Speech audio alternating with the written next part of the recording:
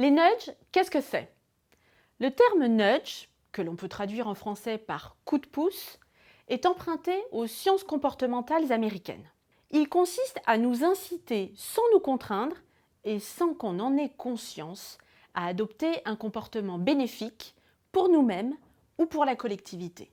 Le nudge repose sur l'idée que nos comportements sont guidés, la plupart du temps, par l'inconscient et l'émotion.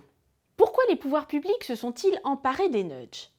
Parce que l'utilisation des nudges a montré son efficacité dans les domaines de l'environnement, de la santé publique, de la fiscalité ou encore de la sécurité. L'objectif? Prendre en compte la psychologie pour rendre l'action publique plus efficace dans ces domaines clés. Voyons quelques exemples. Le nudge le plus connu est sans doute le dessin d'une petite mouche imprimée au fond des urinoirs de l'aéroport d'Amsterdam.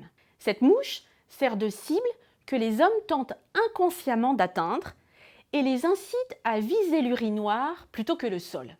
Cette opération aurait permis de réduire les coûts d'entretien de 80%. À Londres, pour dissuader les fumeurs de jeter leurs mégots par terre, la ville a installé des cendriers sondages avec la question suivante. Quel est le meilleur joueur de la saison, Ronaldo ou Messi? Les fumeurs sont ainsi incités à placer leurs mégots dans le réceptacle du joueur pour lequel ils souhaitent voter. Au Danemark, une université a placé à côté des interrupteurs ce message. Plus de 85% des étudiants pensent à éteindre la lumière avant de sortir. Et vous? Ce qui a permis de diminuer de plus de 25% la consommation d'énergie. Dans le cadre de la lutte contre le Covid-19, les pouvoirs publics en France ont également eu recours au nudge. Afin d'inciter les citoyens à aller se faire vacciner, le gouvernement a utilisé divers moyens, parmi lesquels la publication d'une vidéo du ministre de la Santé recevant sa dose de vaccination. C'est ce qu'on appelle l'utilisation d'un modèle. La réalisation d'annonces grand public, comme par exemple « Des millions de personnes se sont déjà fait vacciner ». Dans ce cas, on recourt à la pression exercée par une norme sociale. Et 3.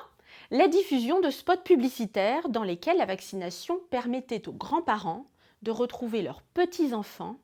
C'est l'incitation par le rêve ou par le positif. Les nudges, coup de pouce ou manipulation?